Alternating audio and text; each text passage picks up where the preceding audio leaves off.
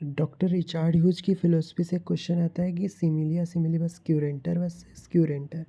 तो एक की स्पेलिंग में आता है क्यूरेंटर में ए और एक में आएगा ई सी, ठीक है। तो CURENTUR और एक में आएगा CURA, ए है, ई नहीं है। तो ए यूज़ किया या ई यूज़ किया, इस पे बहुत ज़्यादा कंट्रोवर्सी थी। रिचार्ड ह्यूज का जो चैप्टर 1 है उसमें उनने बताया कि मैं होम्योपैथी को एक्सप्लेन करूँगा फर्दर चैप्टर्स में। उससे पहले आपको ये बता दूँ कि व्हाट इज़ होम्योपैथी और क्या लॉ यूज़ किया गया था।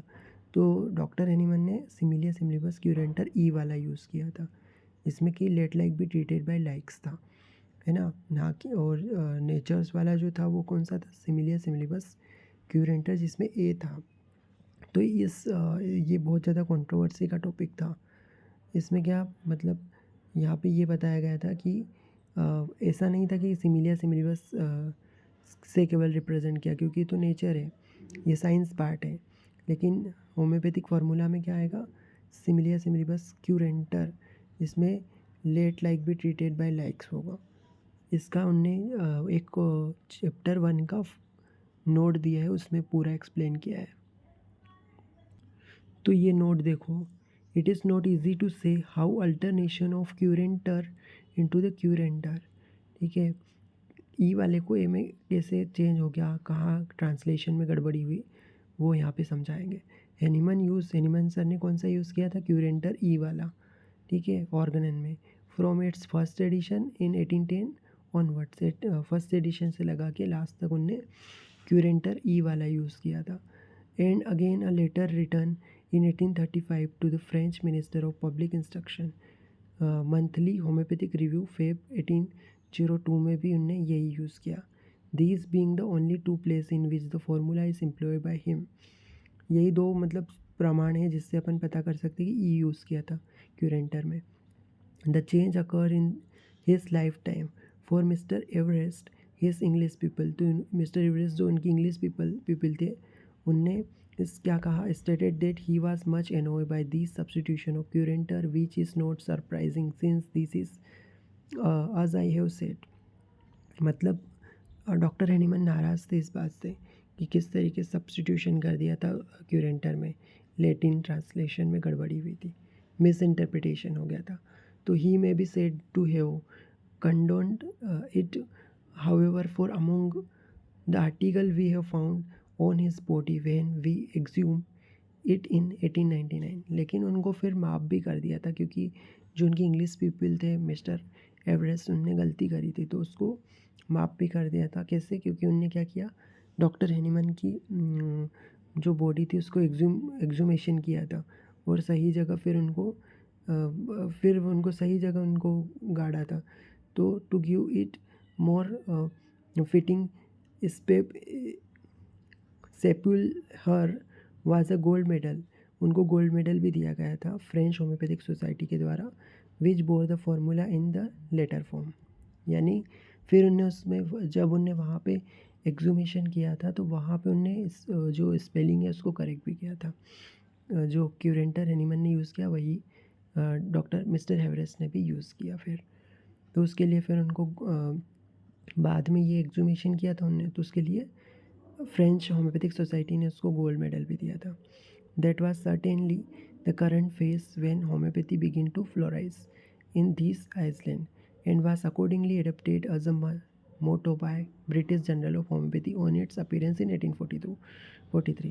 In 1862, Dr. Ryan, who was a fine classical scholar, took exception to the phrase and urged a revision to Hahneman's original wording.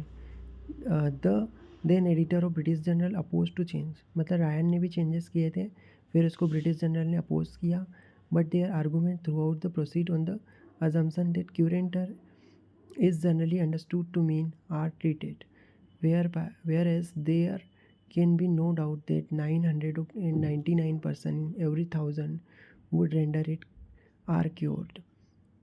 It was myself convinced by Dr. Ryan reasoning, and in my Manual of Therapeutics published in 1869 express my expression of क्यूरेंटर। तो Richard huge ने भी बहुत जगह spelling में क्यूरेंटर लिखा है, उसका मतलब होता है आर क्योर। तो और डॉक्टर रैन ने भी यूज़ किया और उसको सहमत भी थे वो। Which I have ever since adopted, मतलब उसको एडोप्ट किया था उनने भी. And 45 of the fourth edition of my pharmacodynamics was would be improvement of the printer made after the return of the last proof. It has been corrected in subsequent edition of like origin is doubtless in the curator which Dr. C. Wesselhoff has been made to put into Henneman's mouth in his translation of Organon. Of later, the curator, having been exposed and defended by the weighty authority of Dr. Dejan, more attention has been directed to it. Doctor Dudgeon ने curanter लिखा है, CUREN वाला. This displeasure which has been evinced by the more ardent Hahnemannian at the process return to its use may have arisen from the mistranslation I have already adverted to you. तो यानी mistranslation जो कि Richard huge ने भी ए वाला लिख दिया था डॉक्टर रायन से सहमत होकर. तो दस डॉक्टर रिंके of Jamaica in the United States Medical Investigator for March 24, 1883 asked why do some of our doctors say curator? Are they not sure? His question would have been spared had he understood that the subjunctive is used in its imperative force. The true reading has now, however, been irrevocably affirmed, written with an iron pen and graven in the rock of ever. The committee which have erected in Henneman honor the tombstone of Pere Lachaise and पता नहीं यहाँ पे क्या क्या लिखा है, लेकिन बाद में उनने कन्विंस हो कि इसी को किया, जो कि मास्टर ने भी यही लिखा था, सिमिलिया सिमिलिबस क्यूरेंटर ई वाला. तो ये कहना आसान नहीं है कि कैसे क्यूरेंटर का क्यूरेंटूर में कैसे, मतलब जैसे जो ई वाला कैसे आ गया, ए वाले की जगह पे ई वाला कैसे आ गया, ये कहना आसान नहीं है. कैसे परिवर्तन हुआ, जैसे डॉक्टर हेनीमन ने 1810 में जो ऑर्गेनन में कौन से का यूज़ किया था, क्यूरेंटर में ई वाले का यूज़ किया था, ई स्पेलिंग थी उसमें. 1835 में फ्रांसीसी जो सार्वजनिक शिक्षा मंत्री को लिखे पत्र में भी उनने क्या, वहाँ पे सबूत मिले थे, 2 सूत्र मिले थे जिससे ये पता हुआ. तो ये उनके जीवन काल में ही ये परिवर्तन, हेनीमन के रहते ही ये जो चेंज हुआ है वो हुआ था. उन एवरेस्ट जो थे ना, उनकी जो पीपल थे वो भी उनने क्यूरेंटर को क्यूरेंटर में स्पेलिंग गलत लिखी थी, तो इससे डॉक्टर हेनीमन नाराज़ थे. ठीक है, क्योंकि लेटिन में ट्रांसलेशन में गड़बड़ी थी.